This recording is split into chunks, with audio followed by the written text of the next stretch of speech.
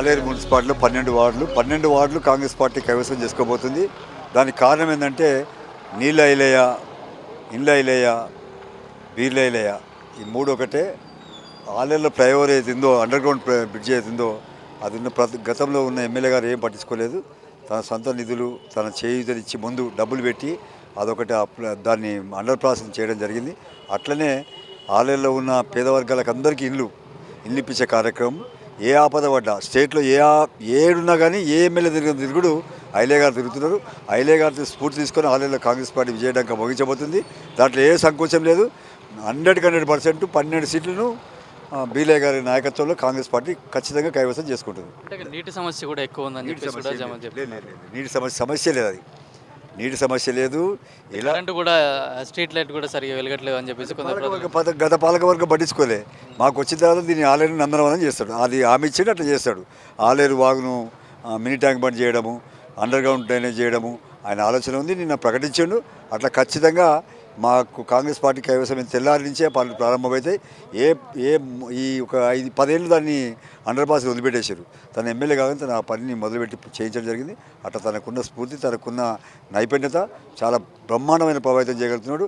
అది ఓటర్ల మీద ఉంది. ఐలయ్య గారి మీద మంచి అభిప్రాయం ఉంది కాబట్టి ఐలయ్య గారి నాయకత్వాన్ని ఖచ్చితంగా 12 సీట్లు 100% గెలుచుకుంటుంది. దాని డోకాలేదు. నా పేరు సందిల సురేష్ గౌడ్. నేను 3వ వార్డు కౌన్సిలర్గా కాంగ్రెస్ పార్టీ నుంచి పోటీ చేస్తున్నాను.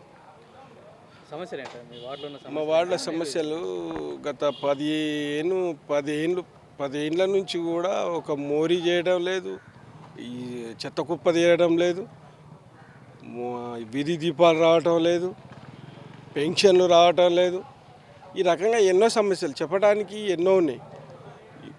10 ఏళ్ళ నుంచి కూడా ఉన్న అది టీఆర్ఎస్ పార్టీ ఆలేరులో టౌన్లో బస్సులు ఆపుకోలేని దుస్థాయికి ఆ ఎమ్మెల్యే పరిస్థితి ఉన్నది.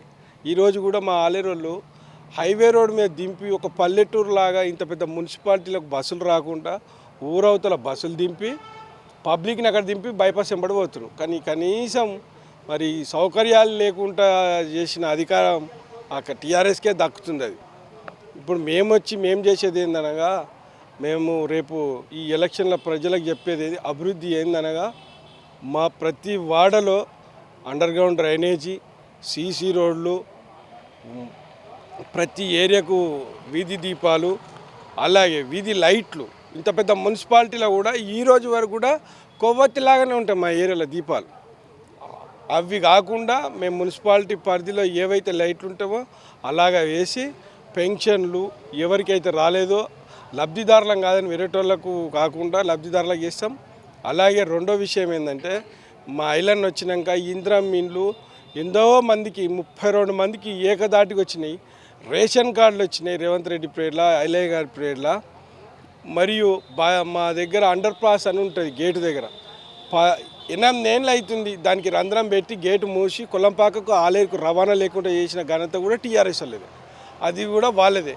కానీ మా ఐలయ్య వచ్చినాక దాన్ని మొత్తం బడ్జెట్ పెట్టి మినిస్టర్ గారి దగ్గర తీసుకొచ్చి ఫైట్ చేసి ఇలా ఎంతో బడ్జెట్ పెట్టి చేస్తుండు. కాబట్టి మా ఆలేరులో కూడా ఇంతవరకు అభివృద్ధి లేదు. కానీ మేము వచ్చిన తర్వాత ఆలేరు వాగును శుభ్ర చేసి దాన్ని మరొక మినీ ట్యాంక్ బండ్ లాగా చేసే బాధ్యత మేము తీసుకుంటున్నాం.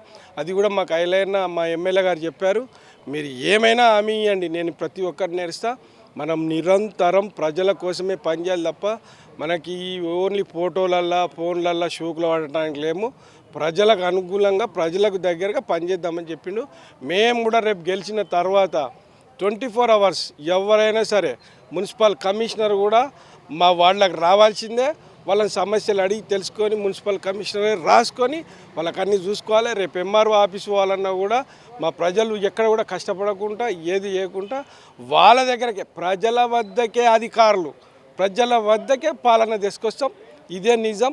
ఇది మా ఐలన్న చెప్పిండు. ఇదే శాసిస్తాం, ఇదే చేస్తాం.